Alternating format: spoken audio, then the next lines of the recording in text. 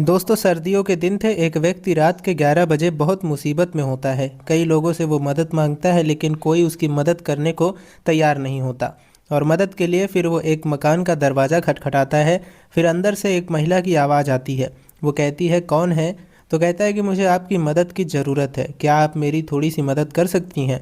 तो कहती है कि नहीं, मेरे पास ऐसा कुछ नहीं है कि मैं आपकी मदद करूं। आप जो भी हैं आप यहाँ से चले जाइए। वो कहता है कि प्लीज़ एक बार आप दरवाज़ा खोलिए, मेरी हालत देखिए, मैं बहुत मुसीबत में हूँ। वो गिड़गिड़ाता है और अंत में वो महिला उसके लिए दरवाज़ा खोल देती है। फिर वो देखती है कि वाकई में वो व्यक्ति बहुत मुसीबत में था। वो कहती है, क्या चाहिए? वो कहता है कि एक रात क्या मैं यहाँ पर गुजार सकता हूँ? महिला कहती है कि हरगिज नहीं, मुझे आपके ठहरने की कोई व्यवस्था नहीं है। वो कहता है, मैं आपके दरवाजे के बाहर ही रह सकता हूँ, यहीं पर मुझे रह लेने दीजिए। वो कहती है, कोई बात नहीं, रह सकते हो। अब दोस्तों वहीं पर वो रुक जाता है, लेकिन सुबह होते होते जो भी कुछ होता है उसे सुनकर आप हैरान हो जाएंगे। दोस्तों बहुत ही रोमांचक कहानी है, तो आइए जानते हैं पूरी कहानी इस वीडियो में। लेकिन वीडियो में आगे बढ़ने से पहले हमारी वीडियो को लाइक और चैनल को सब्सक्राइब जरूर कर दीजिएगा।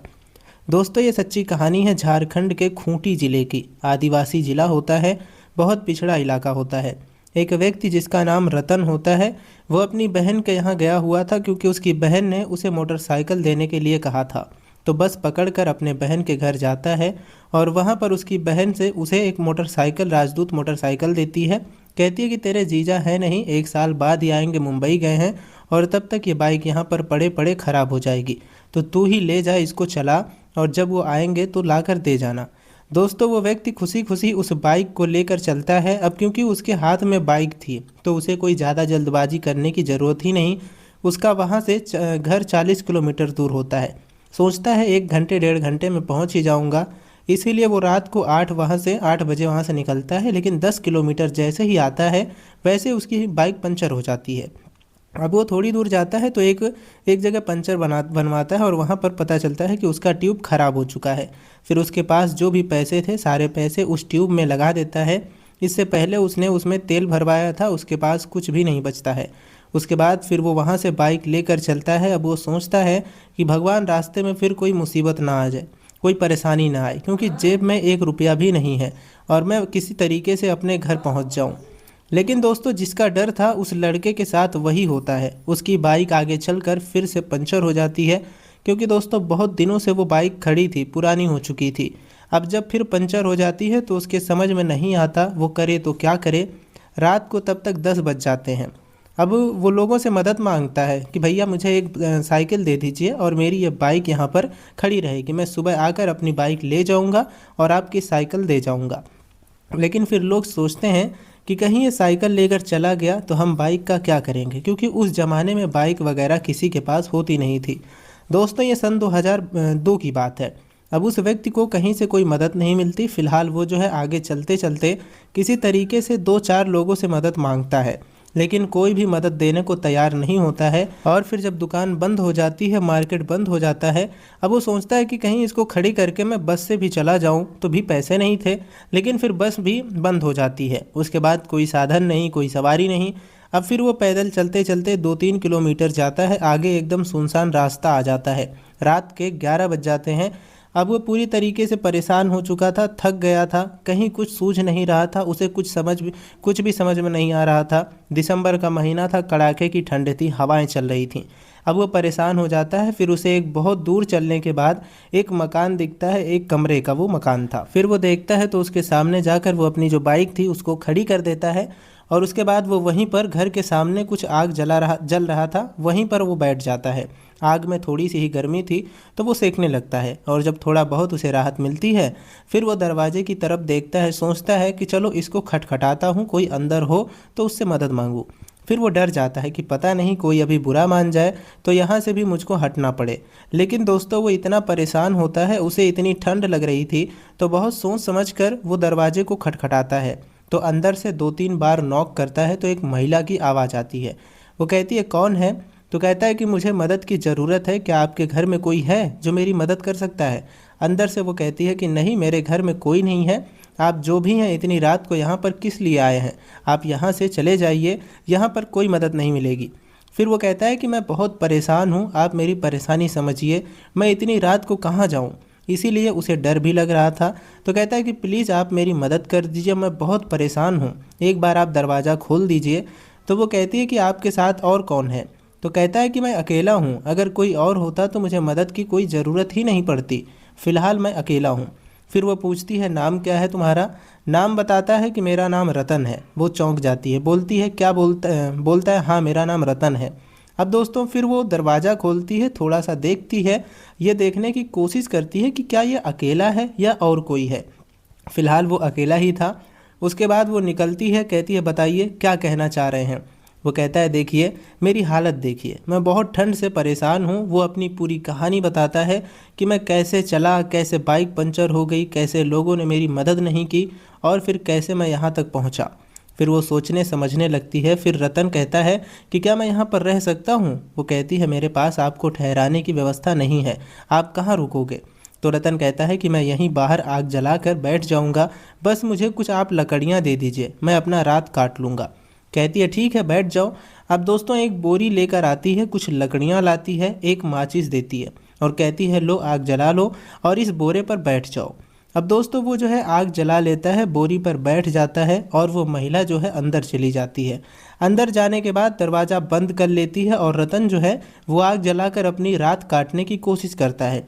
लेकिन कुछ ही देर में वो फिर उसके लिए खाना लेकर आती है, कहती है ये लो कुछ खा लो। अब वो देखता है तो कहता है क्यों परेशान हो रही हैं आप मेरे लिए, मैंने तो आपको परेशान कर दिया।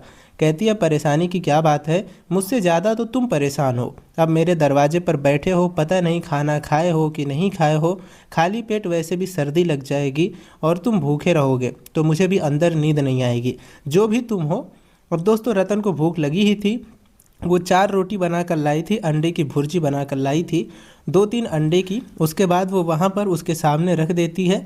तो उससे कहता है कि आप भी खाओ। वो कहती है कि नहीं मैं तो खाकर ही सोई थी, ये तो मैं आप अभी अभी आपके लिए बनाया है और आप खा लो। अब दोस्तों वो खाता है और उसके बाद खाते खाते दोनों बातें करते हैं। कहता है कि आगे मार्केट कहाँ पर है? तो कहती है कि 2-3 किलोमीटर आगे है, लेकिन मुझे जो है वहाँ पर आपकी बाइक बनेगी या नहीं बनेगी इसके बारे में नहीं पता है। फिर वो कहता है कि आपका नाम क्या है? अब वो मुस्कुरा देती है, कहती है कि अगर मेरा नाम सुनोगे तो हंसने लगोगे। कहता है कि ऐसा भी क्या नाम है आपका कि मैं हंसने लगूंगा? तो वो कहती है कि मेरा नाम रत्ना है।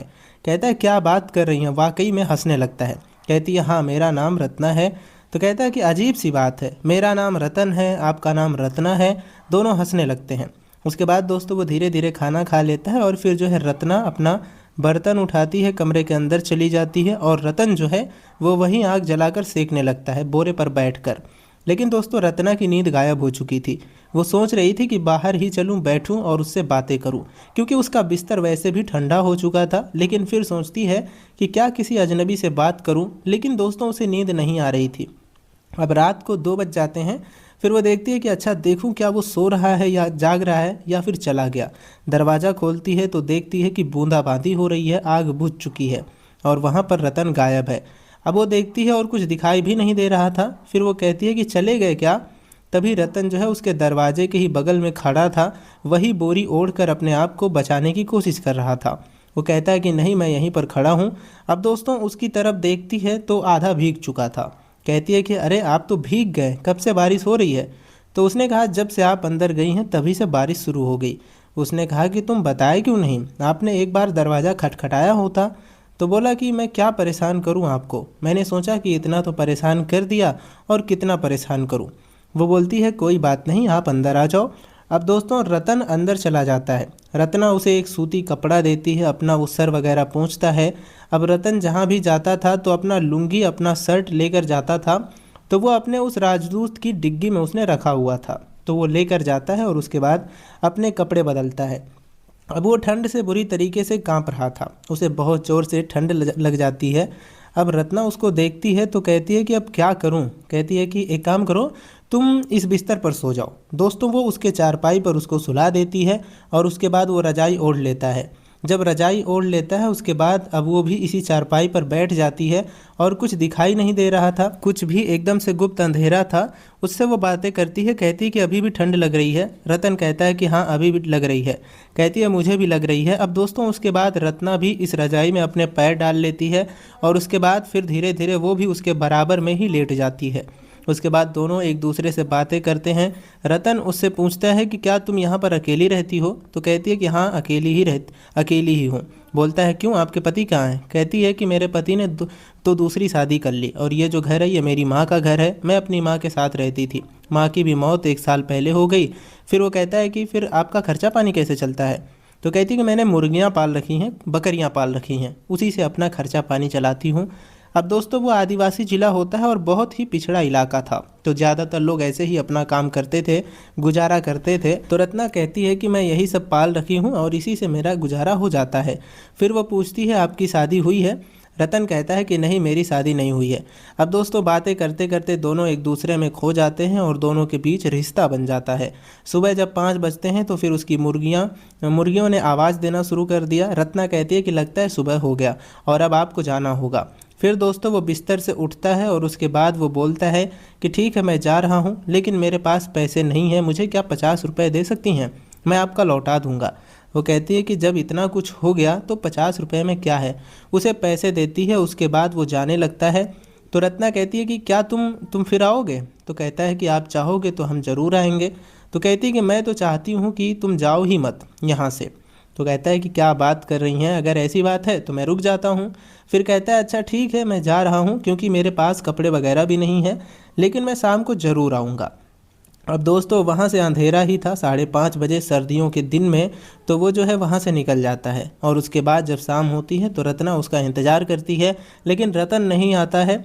फिर वो अगले दिन इंतज़ार करती है, शाम हुई तो रतन जो है अपनी बाइक से वहाँ पर आता है और उसे देखते ही रत्ना खुश हो जाती है। दोनों एक दूसरे को देख कर खुश हो जाते हैं, एक दूसरे के गले से लिपट जाते हैं और उसके बाद वो कह रही थी कि मैं आपका बेसब्री से कल से इंतज़ार कर रही थी। वो कहता है कि हाँ, मैं भी आना चाह रहा था, लेकिन थोड़ा बहुत इस बाइक में काम था और मैं सोच रहा था कि चलूँ तो थोड़ा अच्छे से तरीके से चलूँ। उसके बाद दोस्तों उसके लिए बहुत कुछ सामान लाया था और उसके बाद फिर वो अपनी रात वहाँ पर गुजारता है। और फिर इस तरीके से उन दोनों का ये जो सिलसिला था वो चलता रहा और 2002 में ये सिलसिला शुरू हुआ था और उसके बाद दोस्तों 2003 में वो दोनों शादी कर लेते हैं। दोस्तों वैसे तो एक बहुत छोटी बात थी, तो मुझे लगा कि आपको ये कहानी सुनानी चाहिए। तो दोस्तों ये कहानी आपको कैसी लगी कमेंट में ज़रूर बताइएगा और हमारे चैनल को सब्सक्राइब ज़रूर कर लीजिएगा।